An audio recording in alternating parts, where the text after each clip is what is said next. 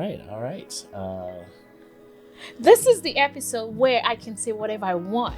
Every episode is where you can say what you I can cuss on this one. Okay, we're not going to do that. All right, you're going to welcome everybody. Welcome everybody to another episode of Focal Conversations. I'm Michael Edwards.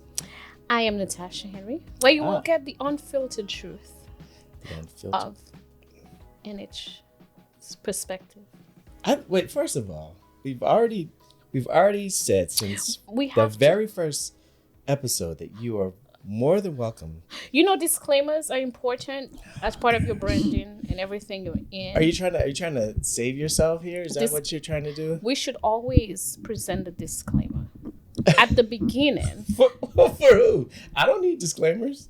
You do, because you tell me I can't curse. I thought unfiltered means I am a curser, and I love to curse.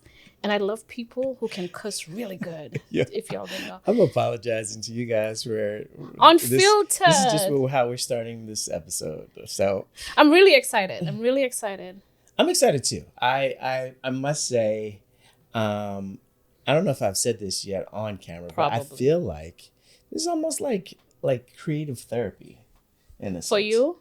Yeah. I think it would be. It's 85% creative therapy for me. 85 because I haven't been allowed to say the MS because that's my favorite word, and that's therapy for me, right? Okay, so all because you haven't been able to say outlandish. That is not outlandish, that's just normal cussing. Okay, all right. Anyways, he won't let me cuss. This is not what you guys are here for. You guys are here for the actual creative nuances that we're sharing with them. But from our gospel, and that's our gospel, right? Okay. Because if we were on camera and I say the MF, or you just pretend you didn't hear me, or you said, "Do you have to say that word?" But anyways, yes, let's. So what are we talking about today, Natasha? You see, this is the perfect episode where I can say some things that my partner won't let me say, but that's okay. Because this episode is about client management, managing clients. We have some that we have to manage. Yes. And as well as creating that experience, no matter how they come to you, as long as you can create, a lot of clients need to be educated. As long as you can create an experience for them, that's your brand. So let's start with that first part. The education portion. I went too far? No. I just want to make sure that we're making everything palatable for everybody who's... You're very much on point. Yeah. So let's talk about the education. I think this is the most important thing for both the creative and the client. One, you have to know what you're doing. And it's, you know, a lot of times... clients will come to us and ask us, and if you can't answer questions for them, then you're not the person for them. So not only knowing what it is that you're doing, but being able to educate your client, because 9 times out of 10, client they have no idea. They don't know. They have no idea. I don't fault them. They don't know. Right. But it is your job as the expert, if you are, to educate the client, right? They come to you with high expectation. And then we take it on and we can't deliver, right? Yeah. What we do on the back end, you present me with an inspiration. If I can't deliver it, I give you the dirty, honest truth. I can't do this.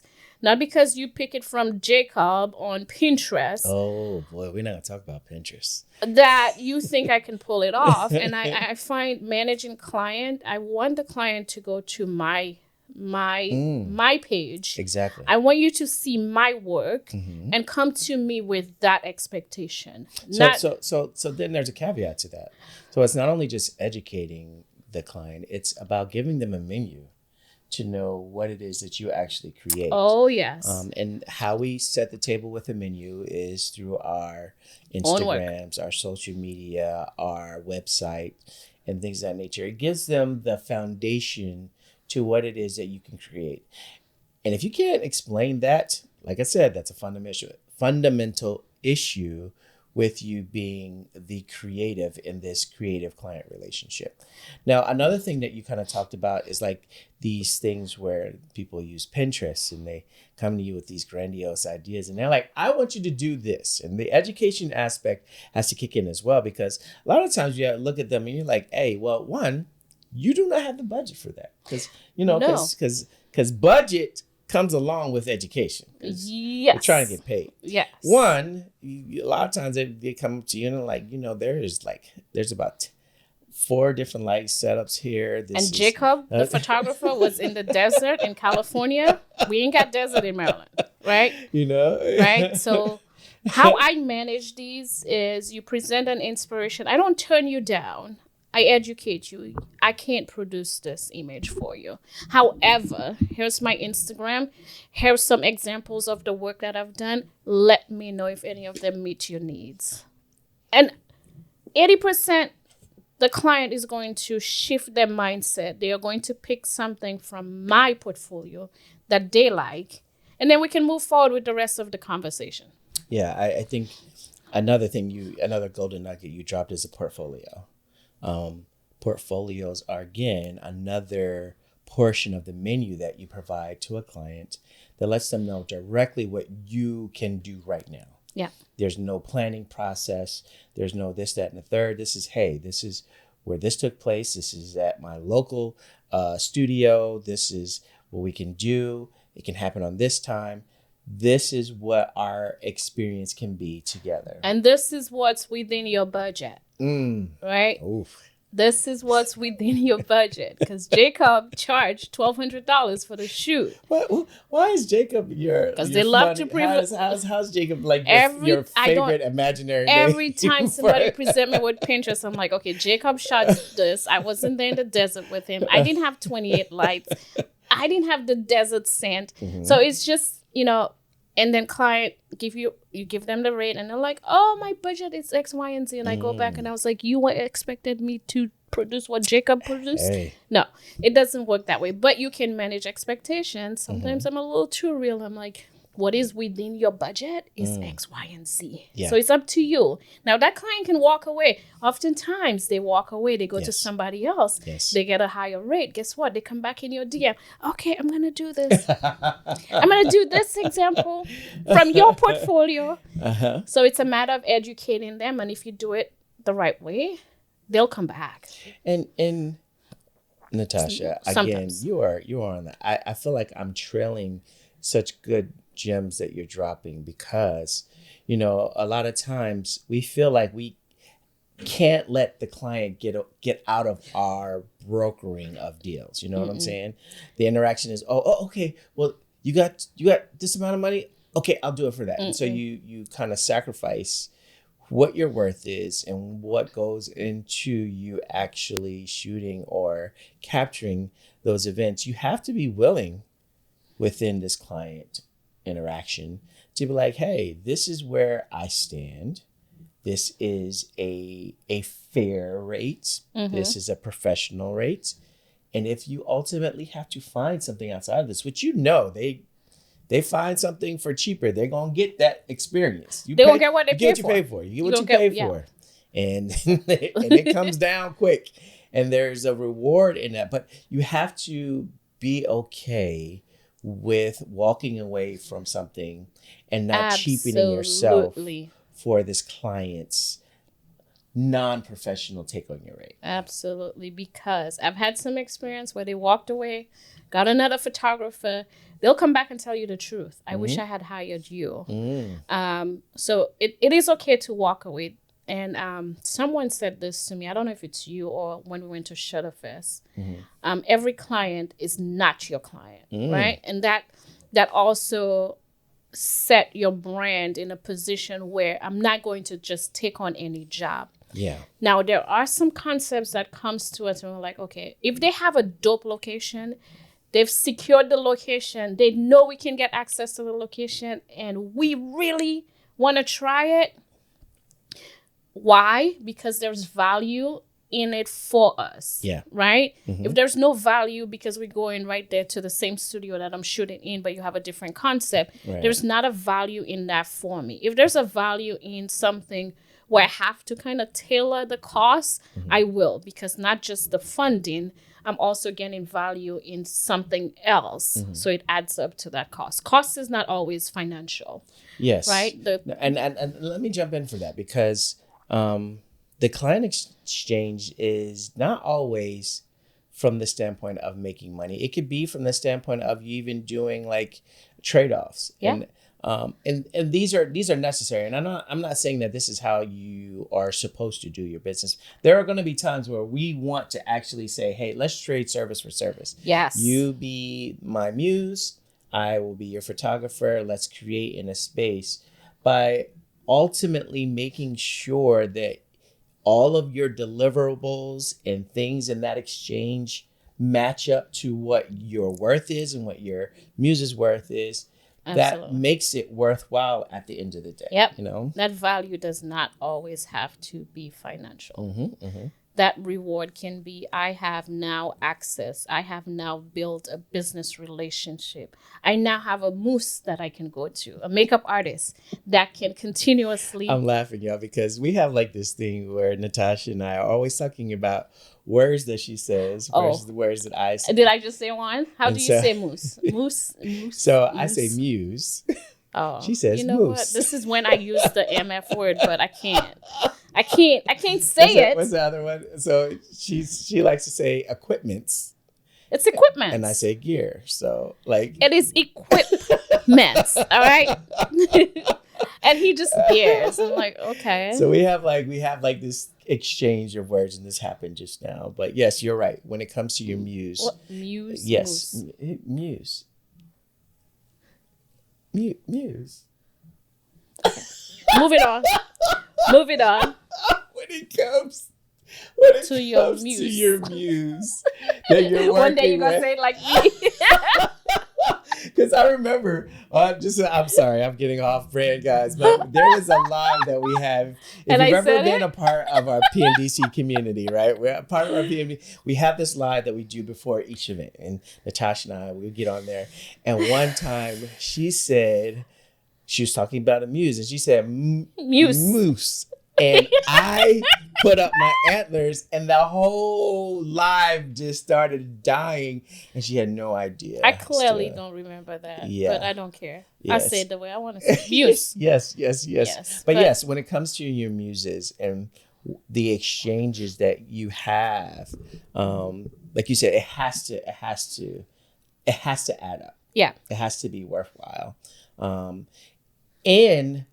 You know, again, all of this lends itself to this understanding of what it is that you can create, how you are to create, and then the value component. I think those are the triangles that make each exchange, whether it be a professional gig where you're dealing with a client that has expectations with deliverables and all those different things, to your free works with muses and things of that nature. All of these things have to be consistent.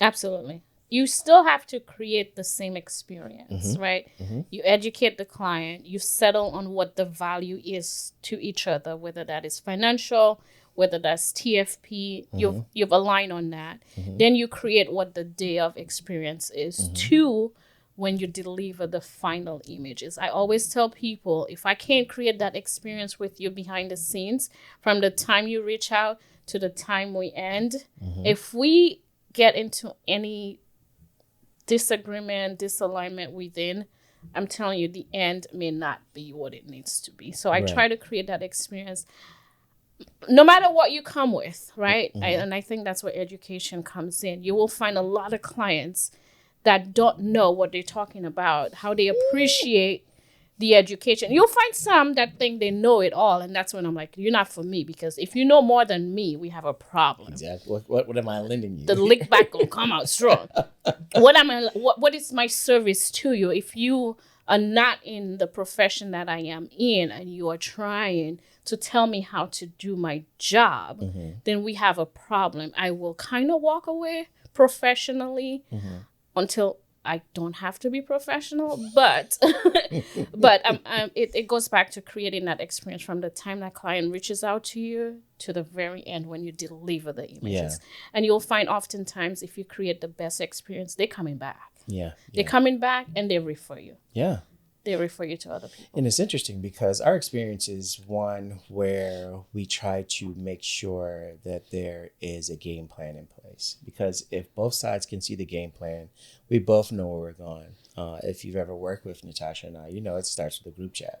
We get a group chat going, and then in there, and a schedule. So we're like, hey, this is where we're going to communicate from our day-to-day changes in what's going on.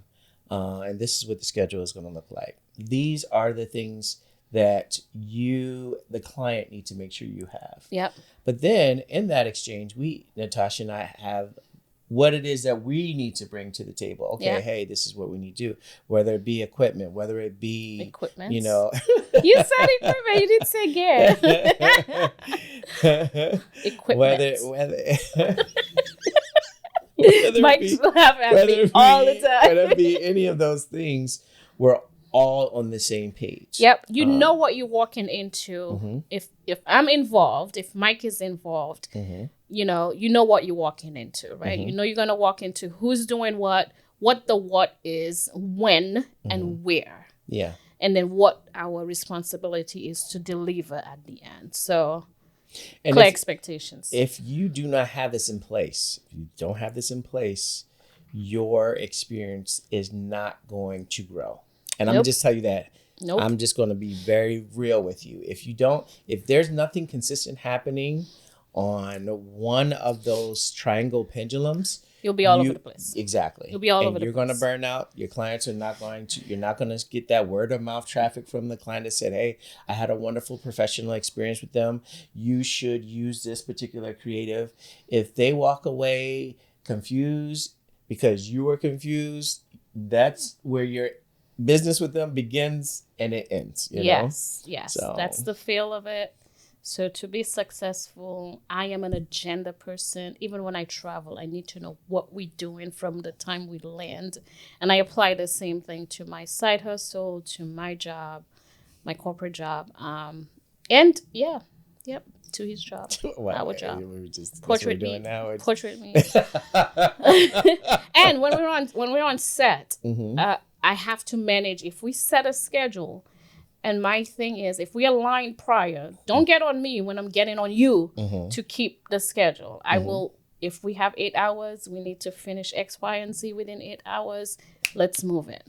But also, with that being said, it's interesting because we talked a couple of episodes ago, or maybe an episode ago, where different events require different things, right? Yes. So Natasha and I are always on the same page when, say, a wedding, we're always on the same page, game planning with our client, with everybody involved. But we also have a realistic expectation of the experience when it comes to creating it, when it comes to that particular event. With a wedding, we can game plan as much as we want, right? But we can only create what's within the confines of what actually what is happening. Yes. If there's not a time in place where you had, okay, well, we're having this or we're having that. If there's no time for that to actually take place, you can't capture it. Right. You can't. But you have to understand, hey, these are the basic nodes of what we're going to get for those particular days, for those particular events, for those particular shoots. We can only capture what's provided in that scope of things. And that needs to be something, too, that even you educate on the back end to your client, where they're understanding, okay, hey, I know we had this in place, but this was the timeline we had in place. This was the weather that we had in place. This was the the venue's understanding of things as well. So making sure that there is that additional education for the client experience after the actual event takes place is necessary as well. And it's also not a time for you to panic. If it didn't happen, you can't capture it, right? If something changed and you can't capture what they have on the shot list, that is out of your control. It is for you to remain professional at the end and say, look, It rained. And your mother-in-law went somewhere else. She was at the bar. She wasn't where she was supposed to be, so you can't capture She it. was tipsy. But one thing I learned, even as much as I don't like shooting weddings, I learned from you that, clients come with these shot lists that is out of the wazoo. Like, where did you even get that? Again, they went to Jacob on Pinterest, right? Jacob has a creative team of 15, and it's 2 of you. So you'll take a look at the shot list and say, look, there's a possibility we may not capture this unless you hire in 4 extra second shooters, right? So you set expectations ahead of time. I like the clients that tell you just do whatever, but there are some clients, they will outline what they want. Just set expectation, review it. Don't say, hey, I can capture all of this. It's impossible. It's impossible.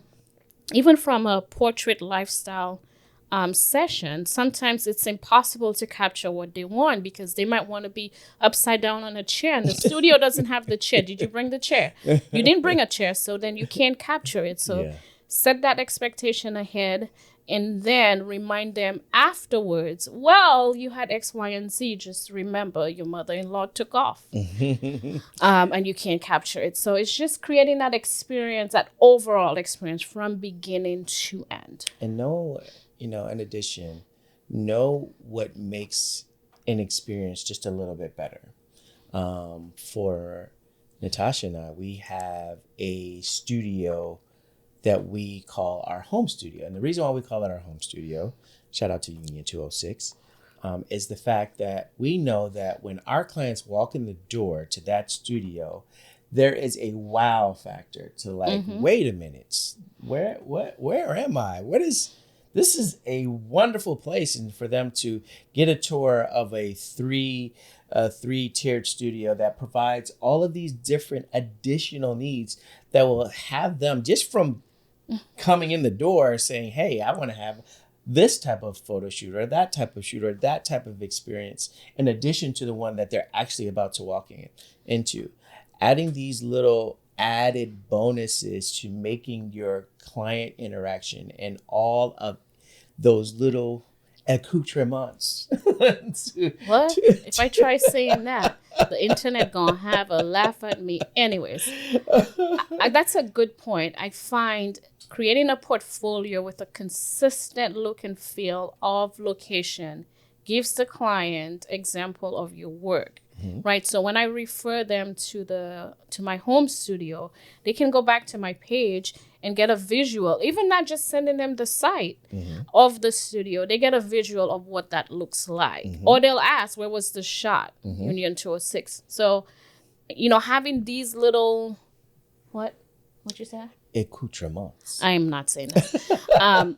It matters. You may not think it matters, but it adds value to your brand, to your portfolio, and then client knows what to expect. Yeah.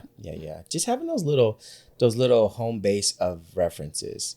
Just saying, hey, oh, you want a rustic look? Well, I have a place for that. Or knowing all of that in advance too lends itself because, again, like we said, 9 times out of 10, our clients don't know what they want.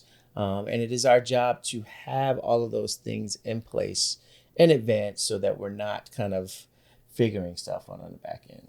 Yep, and I'm tired. Oh, okay.